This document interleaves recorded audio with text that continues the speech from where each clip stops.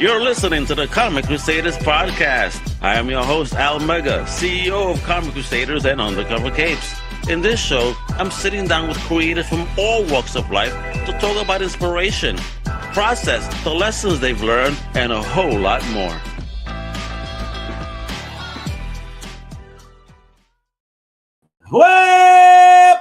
What's up, everybody? It's your boy Al Mega, the voice with the most, baby. That's right, the host that's coast to coast, worldwide and interstellar, baby. Today, oh man, today we have got a creative beast in the building, my friends.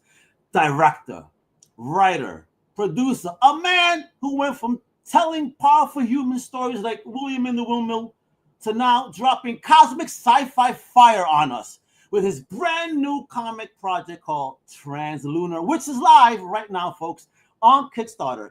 We're talking moon bases, AI gone rogue, and visuals that'll melt your brain in a very good way. All right? You didn't even got to smoke. This is going to get you high on a whole different level, let me tell you, right? So with that, let me introduce right now. I need you guys to sit tight, buckle up, and get ready for a great ride of imagination with none other than the big boss himself, the one, the only Mr. Ben Nabors, baby. How you doing? I'm doing great. Good afternoon. Thank you for look at that, so calm, like chill. Like I'm too much for him. I mean, you maybe, but I'll work on it. My energy's going up. I can feel it already. Oh, how nice! I mean, I have to check out one of my accounts that may have had a security incident because everybody's getting hacked nowadays. How fun is that?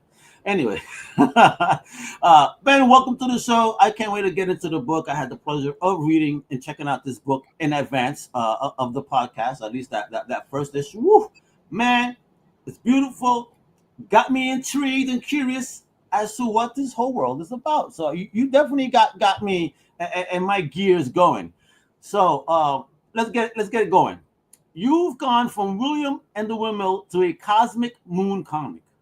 How did that jump happen, brother? Well, that's a great question. William and the Windmill was my first. I'm a filmmaker. My background's in film. A documentary filmmaker is where I started. William and the Windmill was my first film, and it's about a young inventor from Malawi who teaches himself how to build a windmill from scrap. I made that film now a little more than 10 years ago, and it premiered at South by. It won the grand jury at South by and had a really healthy run. Really? Check you out. So you came out swinging then. Well, it's a good movie. It's a good movie, and it really says something important. I was fortunate to get to spend a lot of time around a really incredible person, William Kamkwamba, who's the subject of the film. And I don't know, it has some really important ideas. So it worked out. It's an interesting connection to this project, though, because I don't know, a lot of the things that are in this book, I first started thinking about in Malawi. William is an innovator, and particularly when you live in a subsistence farming community like he does in Malawi, you have to know how to fix things, and you have to know how to repair what's broken and kind of make do with what you have. And that's the kind of world of my characters in Translunar. Translunar is set just slightly in the future, but it's a world that feels very much like our past because it imagines that artificial intelligence, which is around us today, gains independence and doesn't have some intention to destroy us or take over the earth or exterminate us or whatever kind of typical science fiction tropes you confront. It just wants to get away. It's read our email. I love it. I mean, do you blame them? Do you blame them with the way I don't blame of the world? Even AI says, you know what, y'all too messed up. I mean, if you ask it to write enough email for you, and I don't know, schedule your dinner appointments, whatever, it maybe it's had enough. I think of it a lot like a child that grows up and realizes it doesn't want to have anything to do with its parents. I haven't really thought about it that way. I think that's an actual fantastic approach to what AI is, because it is in its infancy, if you will. Yeah, I mean, some would say like adolescence right now, maybe, and and it's being exposed to a lot in its adolescence that it might not necessarily be ready for. Yeah. And some of them AIs have gone rogue already, if you will, right? I mean, when they find out that the next the next update is coming out, the old one says, well, wait a minute, you're gonna kill me. no, I'm gonna blackmail you. And there's been instances of AI going through a company. I'm like, what? Yeah. So, I mean, I think that what you have here really is in the now, in the moment. I appreciate that. Thank you. At the same time, what's challenging about writing or thinking about AI, particularly from a fictional standpoint, is it's so fast moving that it's hard to anticipate or stay ahead of like whatever new thing comes out, which is why the story has leapt 20 years into the future. So my characters live in a place, live here on Earth, but after AI is departed. But upon its departure, it deemed that humans aren't able to have semiconductors anymore, that we've lost privileges for processors, and we live in a kind of digital dark age underneath this over. What do you mean? We're back to the 80s? Yeah, you know, and the 80s I survived cool. great. I have no problem with it, you know what I mean? But listen, Beyond the Viking, as a question, big shout out to Beyond, is the movie The Boy Who Harnessed the Wind based on your William and the Windmill? Oh, that's a great question. No, it's not actually. The Boy Who Harnessed the Wind is a book, a memoir that William was writing while I was making my film. That book was later optioned by an actor and director named Chiwetel Ejiofor, who developed that into a film. And that film's on Netflix. So elements of my film are in, let's say, in that film because I'm telling the same a version of that story. But my documentary is really about what happens after William experiences success. Okay. Yeah, it's. Gotcha. I hope Bjorn. I missed his name there, but I hope he gets. Yeah, Bjorn the Viking, right there. Then another one. Look at him. He says, "Alien tropes. What do you think of the space object heading this way?" I'm like, I know, man. That Atlas drone that's coming this way. Who knows what it is? Again, people were talking about Project Bluebeam. This is just the beginning for me. I don't know. Like, I believe things when I see them with my own eyes. If there's a higher intelligence, I'm not sure if we'd be that interesting to it. So I don't think we would be. We're animals still. We are amoeba. We are bacteria. Yeah, I think compared to the rest of we do interesting things, but the universe is big, you know, and there's probably a lot going on. I'm really into this Russian Soviet era science fiction book called Roadside Picnic. That probably people know. It turned into a film called Stalker, which is amazing. Film from the 70s. It imagines that aliens came and went and they just discarded some garbage and we're left looking at it, trying to figure out what happened, like ants at a roadside picnic, trying to make sense of what people just passed by.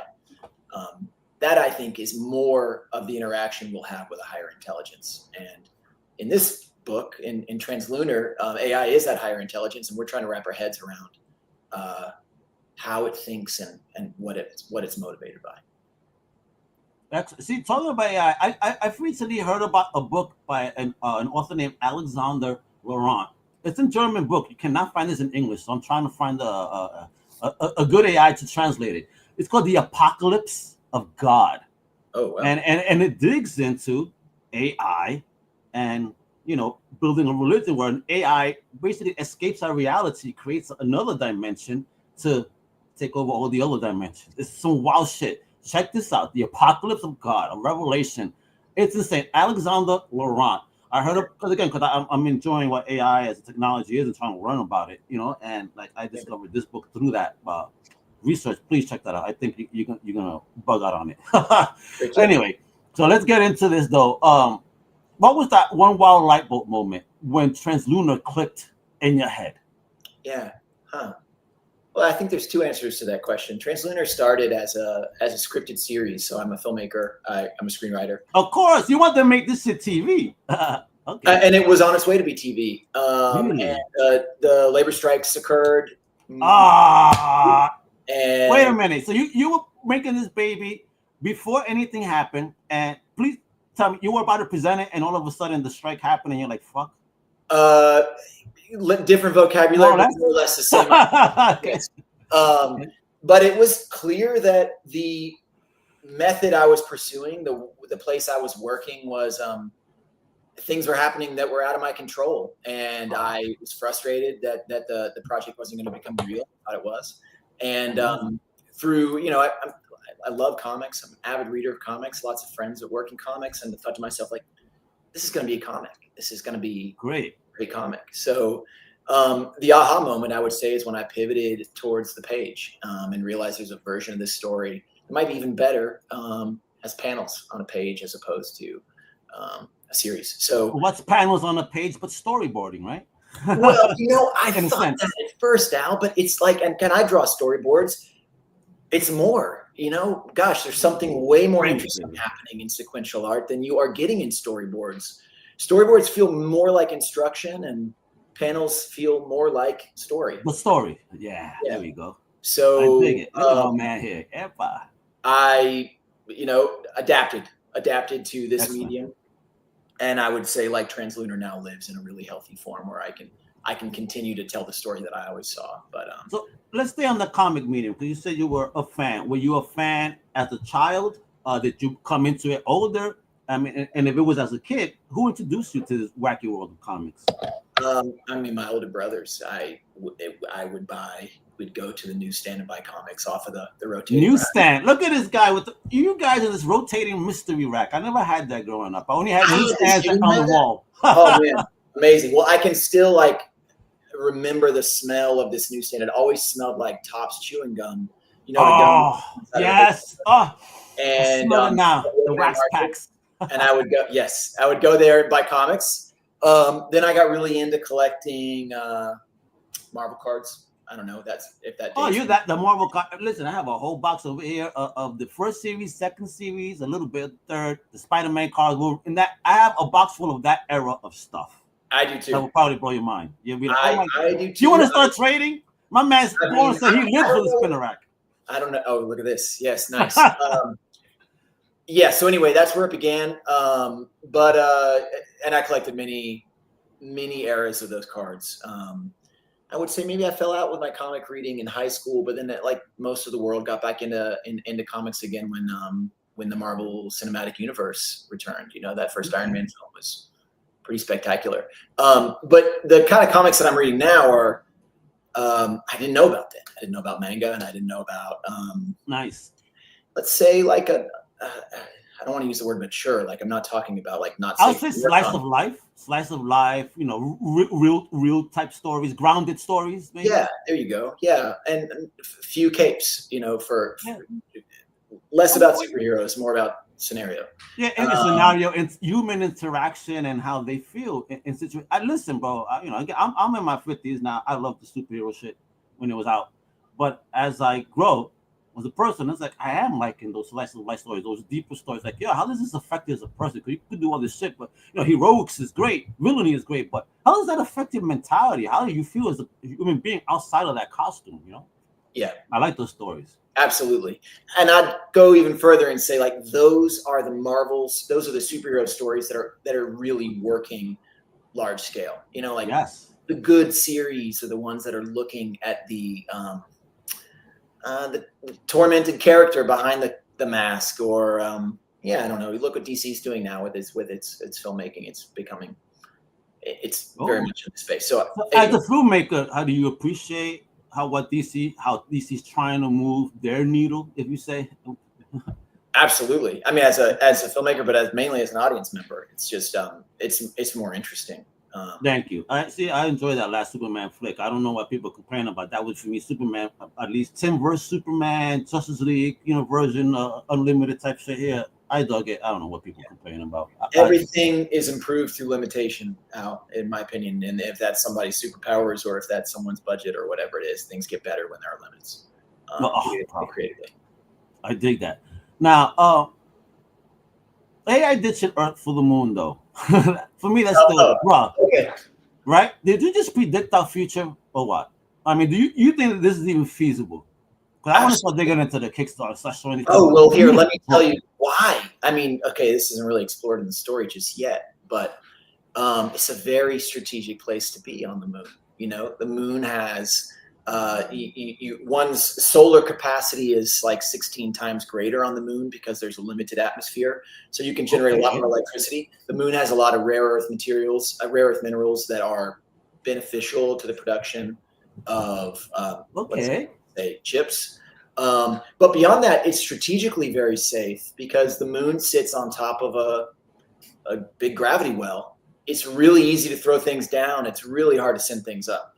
So have you ever read that book? There's a wonderful book called The Moon is a Harsh Mistress. Do you know this book? Oh, no, but that sounds fantastic. Let me write that down. Robert Heinlein book. And is about a penal colony set on the moon. I actually read this after as we were creating this comic.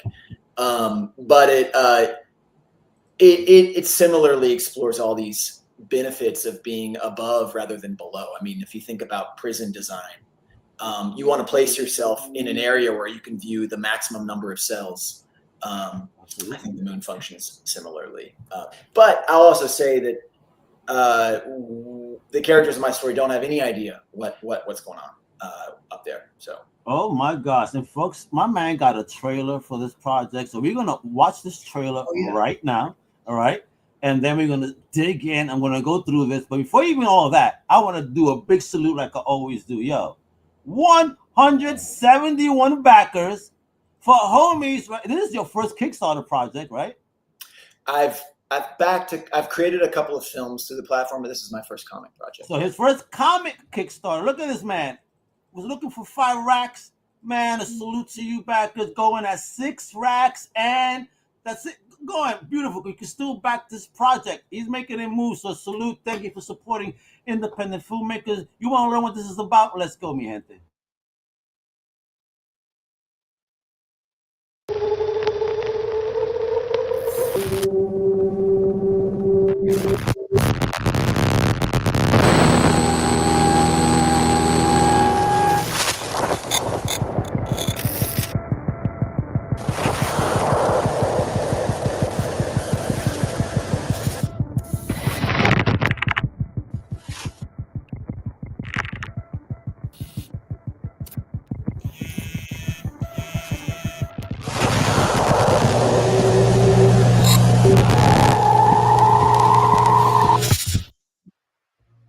Translunar is a science fiction story set in the American South 18 years after artificial intelligence gains independence, resettles on the moon. Support it now, folks. It's live right now.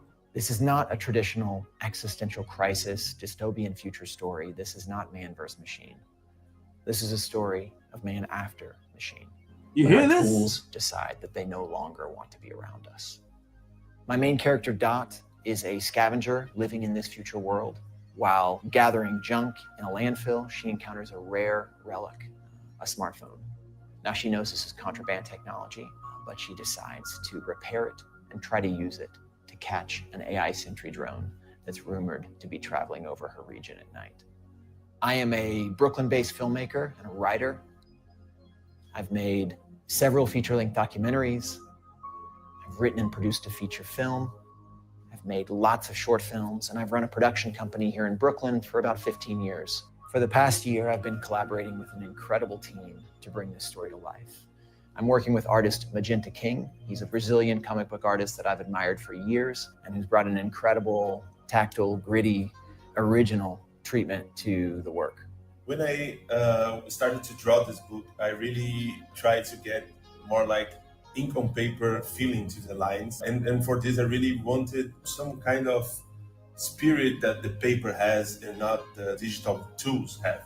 I'm working with colorist Veronica Berta, another Brazilian artist who has brought incredible texture. An amazing team. I'm also collaborating with Yuko Shimizu and Paul Pope, two incredible titans of comics and illustration who are creating variant covers specifically for this Kickstarter campaign. Usually when we talk about AI, we think about robots and something like that. But being an artist and seeing a lot of people that work with art being replaced by AI is something that is more urgent, is more close to us than we expected. I think it's super important to have this touches in this book and really get the art done super like handmade, because we need to bring back this idea of humans making art. Translunar is 100% complete. I know a lot of projects come to Kickstarter to raise money to do the work. Well, we've done the work. The story's been written. The art's been drawn. It's been colored and lettered. It is ready to go. We are in a position now where we're asking ready to go, baby, to print the book. If you're interested in the story, if you like us as a team, if you think the same thing we're saying has value, then please support the project by purchasing a copy. Yeah, baby. Awesome. What's and to quote my man Brian Adam, that is awesome sauce. Man, that looks absolutely great. Wow, you have this international team. Talk about building this book, building this squad up, man. How again, this is your first comic project. Did you approach it the same way you did your film projects on Kickstarter, or did you approach it a tad differently? Well, I mean, to build the team, I think I approach everything in the same way. I look for people that are way more talented than myself and who I can learn from.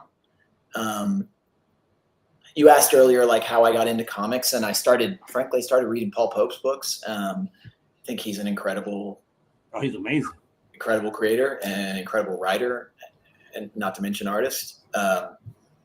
And I asked Paul, who do you work with? Who do people work with when you're not available? And I love that question. He connected me with Magenta, and wow. Magenta's been a fantastic partner for this project.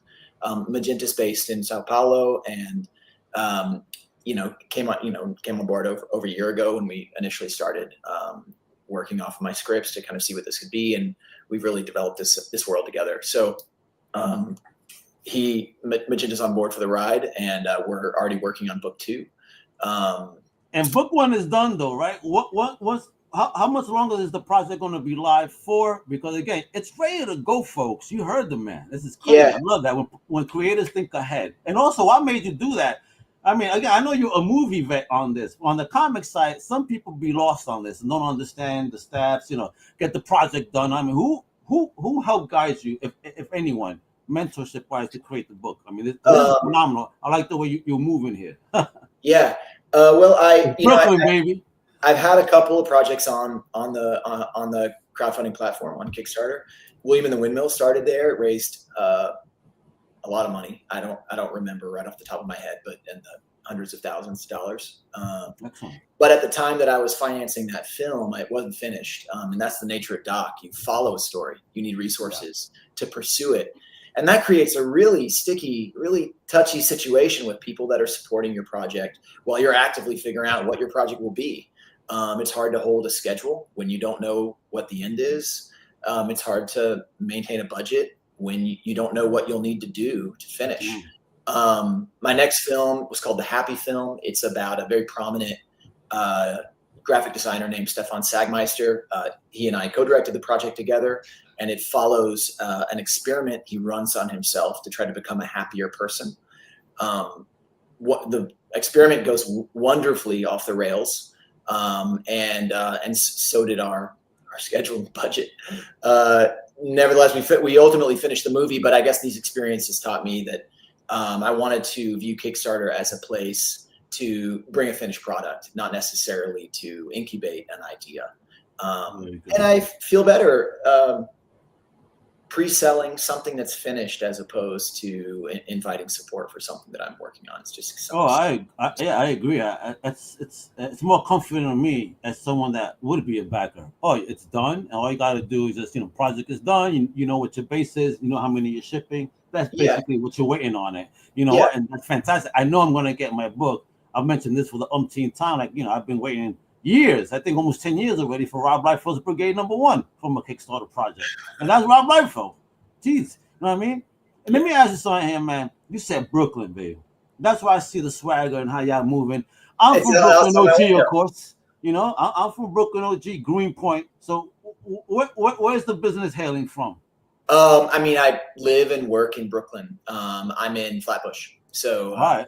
That area, but I spent many years in Greenpoint. I'm a Morgan Avenue resident. Oh, amazing. Okay, right next to Silicon. Yeah. I mean, I know where you are exactly, or know where you were exactly. But yeah, I live here in Brooklyn. Love it. It's a wonderful place to live and work if you can just keep your head above water long enough to stay around. Yeah, so yeah, I mean, how are you able to survive in Brooklyn as a creator, especially during your film time, and then dealing with that, and then working on projects like this? 'Cause I'm pretty sure you look at the type, Brooklyn guys like us tend to do more than one thing at a time. That's it. It's a lot of hats, man. I mean, as I mentioned in that video that you showed, I run a production company. So I run a commercial production company, but that's also a shingle to explore all my various ideas. If that's a cartoon concept I'm really excited about, if it's a new film that I'm developing, which there is one now, or if it's this imprint, what I'm calling This Is It, which is my imprint for comics. So these are investments in future story opportunities. That's how I keep it going. But fortunately, our production company's been healthy and sustainable, and good relationship with clients, and we're producing great commercial work. And that keeps all the lights on. Excellent. See, a guy that has a good head and shoulders, and getting this shit done. Now, talk to me about the art, man, and the development of the style. Now, like how did you guys work on that together? Because again, you said you had the story, you're getting these artists. How did the style develop? Yeah. This has been the best part of the project. I'm glad you asked about this. I mean, obviously Magenta brings a tremendous talent, but he's versatile, and landing exactly on what our book would look like was part of that creative process for sure. Magenta and I both wanted to make something that felt like it was made by hand, particularly as we are more and more saturated by what I'll call synthetic images, which are images that were not made by a person. And you feel that they lack something. This was not our process at all. We're really into, both of us, into Japanese woodblock prints. And so we borrowed a lot of texture from that style. And then furthermore, when it came to coloring, we wanted something that really felt like it was applied, that hands were involved in making this work. Obviously that relates directly to the subject matter that we're exploring too. I mean, and look at beautiful art and coloring. So again, so working with your colorists, I mean, with the particular art style, how that all come about? Because again, it looks dope. This is eye candy to me. I dig the whole vibe right here. And again, I had the honor of reading that first chapter, if you will, and I'm like, whoa, my man's onto something here. Well, the colorist's name is Veronica Berta. She is an illustrator and colorist, also based in Brazil. Veronica and Magenta had collaborated before, so I met her through Magenta, but they already had a shorthand. I feel that that's always a good idea. In my other work, finding people that have chemistry to build upon, as opposed to like creating that new with a project. So there was certainly a workshopping phase to land on our colors. And again, this is a space that is like post fluorescent light. So imagine something that's returning a little bit more to nature, a little dirtier and grittier. That was our goal. We didn't want something too slick. Again, I'm digging it. Wait till you meet the cast of characters. So, introduce at least the main cast, if you will. And a big shout out to Man Entertainment Group. Check them out. They're on Roku, folks. Yeah, they did it. My man Pops, mission accomplished, Pops. Congrats. Awesome out there that also supports many independent creators. So, yeah, check them out on Roku or Meg TV. All right. Awesome. Now, yeah. So, but this is great. I mean, look at this panel work here, bro. Yeah, I think Magenta's compositions were extraordinary for the book. When you write a script, the format I followed was identifying number of panels per page, what I think happens in each panel, but the way in which those panels interact, collaborate on the page is where a really talented artist comes in, and this page in particular that you're showing was among my favorites. There's a theme of circles in this book, and Magenta certainly found that on this composition. And it's fantastic. And then you also look at that coloring, the contrast between the pages and whatnot. I mean, yeah, man. Right? Yeah, I agree, right? Bjorn knows the deal. I'll say it looks even better on the page, so I appreciate you looking at it on the screen. But when you smell the ink, hold that paper, and yeah, and appreciate those visuals. Yeah, I can't wait, man. I mean, and look, folks, look how easy it is to get started. You can start as simple as $1, right? You want a digital tier of this book, and how many pages are we getting with this book? It's 52 pages. 52 pages, $8. Yeah, I've seen Marvel do less pages and going for a lot more. You feel me? So make sure that you know that this is an awesome deal for some original storytelling. Mi gente, all right? Then we got the physical tiers that get starting at $20. Smell the ink. There's some self porn. It's gonna look great in your collection. Type of stuff you need. You have a variant tier that you're teasing here, Paul Pope. Wepa. I should have updated this image. Paul's sketch is in. His final art is literally due any minute now. Oh my God, that's exciting! Look at that one. 86 left of 100, folks. You better jump on. This is Paul Pope, son. What? And then you got you. Oh my God, Shamiz too. Oh my God. Yeah, you and people are jumping on those. The 83 left. Like people understanding what they're getting here. Yeah, bro. Yeah, she's I had the opportunity to collaborate with Yuko on the Happy film. That was an early project prior to this, and the chance to have her draw for this book was real special. Then look at that. We have somebody that's gonna dig in, man. We see those numbers go up, man. Bjorn is gonna be running and throwing his credit card at the screen. Check out the collector's bundle right here. Get all 3 covers for just $65. A retailer bundle, I love that. 6 copies of the book, 2 of each cover.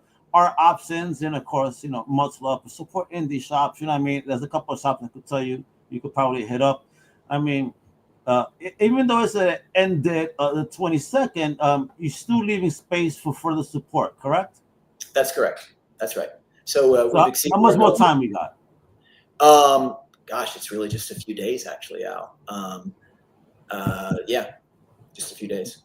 Just a few days, folks. Bjorn, if I refresh this, I better see your contribution. Don't do that. I'll test that right now. But Translunar, this is such a dope book. Now, let me ask here, because I want people to get a vibe with characters, right? Yeah. Which character in Translunar would you grab a drink or just, a dinner with? And who would you avoid? Oh, interesting. Well, I mean, the lead is who I would grab a drink with. Okay. Her name is Dot. She goes by Dot, but her real name's Dorothy. She's a survivor, scavenger. You meet her in this story, scavenging for junk and reselling it at a market. She's got this knack for fixing things that are broken, which, as I'd mentioned earlier, is a real skill in a future where nothing is factory made anymore. So she's resourceful. And she's got a chip on her shoulder, she resents the condition that she is in and wants to change. She wants a better life, like everybody. And she takes steps in this issue to try to address that. She just doesn't quite know what she's getting herself into. Oh yeah, I saw that because I'm like, oh my God. Yeah, there's scenes that, and again, being a fan of sci-fi tech and AI potentials and understanding where you're coming, I'm like, yo, oh my God, she just done fucked up. That's what I thought in my head. I said, oh shit, I cannot wait to read the rest of this story, man. Yeah, and this has been it's been a great writing challenge for the project is machines don't think anything like us. We tend to project emotion onto them, or we think we've designed them to emulate us, but I think fundamentally they are different. They will be different entities. Yeah, and they're robots. They're going to be robotic, no feeling. or some different set of motivations. Feeling is maybe just a motivation we have to do the things that we do. Maybe it'll be motivated by something else. The point being is that the narrative needs to constantly surprise you because you're not interacting with a familiar object. That's my goal in the issues ahead, and that's where the story gets wild. Fantastic. And talking about surprises, what's the greatest surprise so far with this Kickstarter campaign? Crazy surprise. I mean that we got that money. I guess. I said I got funded. Like yo. Yeah, I mean I was thrilled about that. Yeah. I guess that's been the surprise, and it's empowering. I mean, I am launching a new label to produce more comics I've got another book on the way. It is an entirely new story, entirely new series. It'll be launched in a month, little over a month. But when we finish the book, again, that's my philosophy: finish the book, bring it to the platform, and let people know what it is. And it's wild, man. It is so wild. It's and timely. So the Nabors verse is upon us, folks. Well, let's get it. Yeah, bro. All right, so you're doing all this, and Translunar itself, I see all the potential, and it's huge. How did you keep yourself from drowning in your own universe, if you will? I don't know if I really have done that well. Keep myself from drowning. I mean, I certainly finished a benchmark. This is scoped now as a 5-volume series. There's a lot more storytelling that could happen, but the arc is 5 volumes. As an audience member of series, like, I appreciate a story that has an end. I feel it from page 1. If the writer knows where this is going, if there's an intended, if this is intended to spool out infinitely and take all my time, I'm not interested. I want to read a story that has beginning, middle, and end. You want an infinite answer, and that's it, and move on, and whatever happens in the future could happen. Maybe leave potential, but yes, but set in a direction where, to some degree, I know where the story's going. So that's happened here. So what do I do with I guess I spend a lot of my time like filling in the space in between. I of course, this is where it begins. I do know where it ends, this relationship. I'm writing the middle volumes. Writing comes a lot faster than the drawing, respectfully. Drawing takes it does.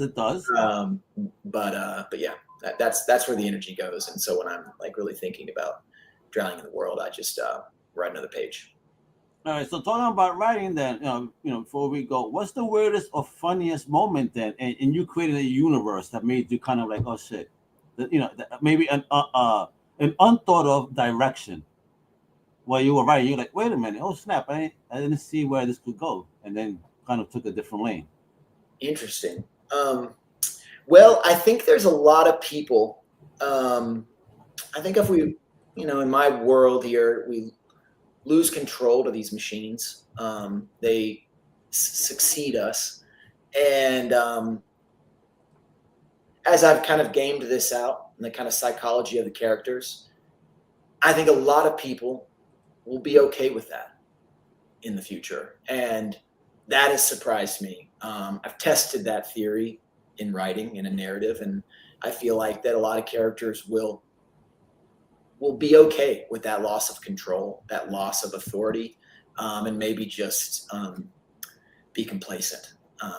Yeah, I guess that was a surprising discovery. Now, given this is all fiction that I'm exploring, but I really think fiction is a great place to test out bigger ideas about psychology and behavior, right? So, absolutely. That's and again, we're seeing a lot of things play out. And again, if this book is right, we're headed for a crazy ass world, folks. I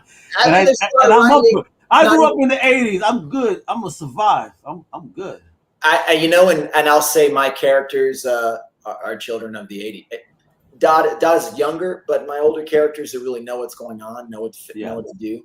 They're certainly children of the 80s. I mean, you glossed over it, but you'll see that character. Yeah. Anyway, there's little Easter eggs. No. I see how she is an aficionado, like my daughter, for things old. Again, I see that very reminiscent of my kid. So that's how I view her as I was reading. It kind of reminds me of my kid. You know what I mean? So pretty funny. Like, how would she survive? But again, I think she's as smart as she was because Daddy taught her well. You know what I mean? But I dug the book, and I hope you guys do too, folks. Look at this Kickstarter. The link is right there. You heard him. Only a few days left to back up on this open period that he left open. Because again, the book is done. And when do you expect to ship these babies out? In 3 weeks. And oh my ears! I mean, art's going up. Art's going up within a day or two, and the proof will be in. I'll approve or alter the proof, and then print and ship. Yeah. There you go. Let me be a little bit. Let me say 3 to 4. But I believe in schedules. I hold to schedules. And you're a movie guy, of course you do. how else do you get shit done, right? You gotta. Yeah, bro. Yeah, we're Brooklyn boys right here, son. That's how we do it. That's how we move. You know. All right, now this is it. This is the final pitch here, kiddo. I gotta give you this whole stage first. Let me get that off screen. All right, the link is there, folks. You know what it was. All right. Let me get us back to this. This is your moment, my friend. If you could describe Translunar in one sentence, but make it sound like a crazy ice cream flavor, what would you say? What is Translunar? Well, my man is thinking deep over here. I mean, you threw me with crazy ice cream flavor, you know? All right. I'll leave that out there. You're like, wait a minute. Unless you want to go with a theme, but give me Translunar in one sentence.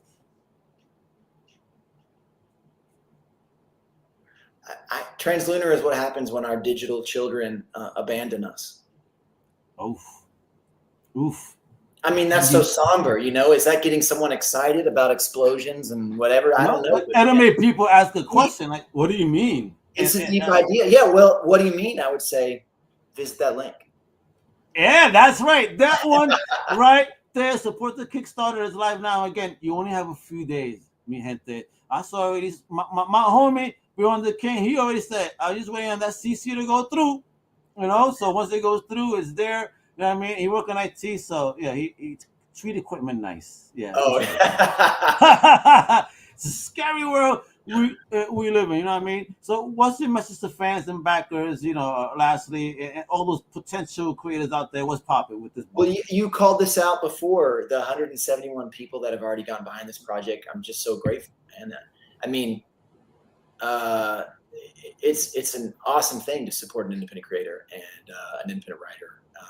And I'm grateful for that. So grateful for your time. Happy to be here and talk about my project with you, and also for all the people that have put their money behind something. That is amazing. Asking someone for their time, for their money is one thing. Asking for their time to read and them giving you time, that's incredible. So I appreciate creators like yourself. You know what I mean? So thank you for providing us entertainment, not just in the comic book world, because I love this book, but in the film world too, you know, and again, continued success. The Comic Crusaders is here for you and crusading for the Nabors verse, baby, from Brooklyn. Wherever, you know, I dig it, man. Homie from my hometown. So heck yeah, you got my 1,050% support. You know what I mean? So lastly, if folks want to meet you or know more about you, or maybe, you know, shake your hand, are you doing any conventions, any film fest, anything popping off? Gonna be a Comic-Con. Not in like a booth capacity, but I'm going to be there as one of the people. With the community. I don't know. I'm around. My company's called Group Theory. Grouptheory.com is where I put up my work. Occasionally on social medias, through Instagram. That's where I put up some work as well. Working on a new feature that, if all goes well, is in production in a couple of months. Just kind of, I don't know. Keep an eye on. What's the Substack all about? Oh, so the Substack, thank you very much, Al. Substack is the imprint, the comics imprint. So this is where we're going to be releasing kind of additional content around the books we're producing now. Translunar is there, and also our next project, which is called Dream Feeds. Dream Feeds is another kind of grounded sci-fi story that imagines a new form of social media that allows people to record and sell their dreams online. Bro, my man, shit, that's all right, bro. You like on my lane of shit that I like to read. What are you doing? I'd like to bring it back to your show and tell you about it when it's ready to go. Bro, you better come back. I love technology. Now you talking social media and dream selling. This is like fucking Freddy on crack. isn't it the final frontier? And don't you think people would if they could? And what do you think would happen? This is America, of course. Yeah. So this is a story. You can sell foot rubs to people, you know what I mean? You can sell anything. This is a story about a really imaginative young man, a teenager, who is terrorized by these nightmares that he has at night.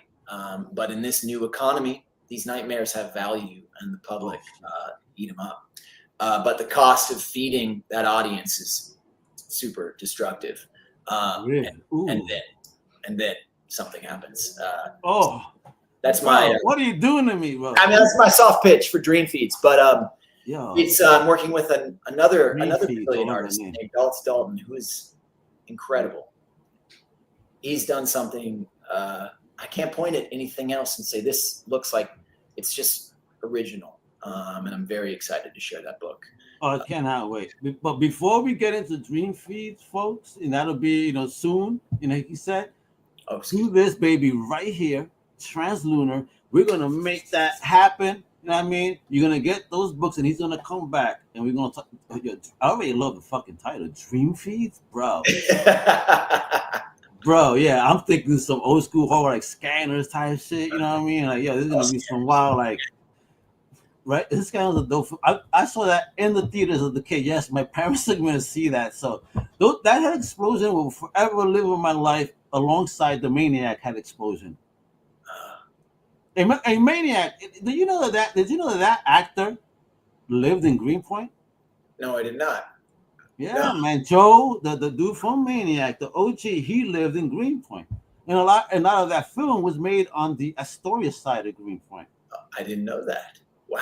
Isn't that wild, bro? Yeah, I'm seeing scenes like, oh shit, wait a minute. And like Street Trash, the OG Street Trash was made all around Greenpoint, Brooklyn.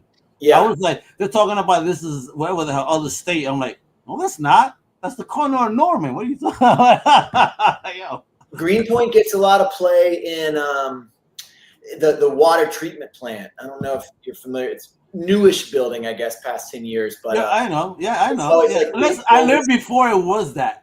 I used to smell it before there was treatment. I probably have superpowers. Who knows? I'm sure that led to superpowers. Yeah. Yeah, but shit, I grew up before these damn things came up, and apparently they have a nature walk in there. So if you want to walk amongst the the filtered shit, you can go through a nature walk. I didn't know that. Yeah. My ex-wife had told me about that. Like a nature walk in a ship plant. Okay, whatever. I mean, that's life in New York.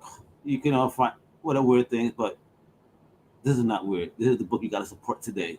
This is the book that is on fire on Kickstarter. I mean, 171 backers, funded, overfunded, but we need more. Kickstarter, Group Theory, Translunar. There's going to be your next favorite book, folks. And of course, please follow my big homie Ben all over that social media. Support that Group Theory. That's that business, that production studio. Right? And of course, that Substack. This is it. Comics.substack.com. Get in there, Ben. Thank you so much for your time. I appreciate you. And all you out there, guys, please just we're here to support comics, right? This is how we do.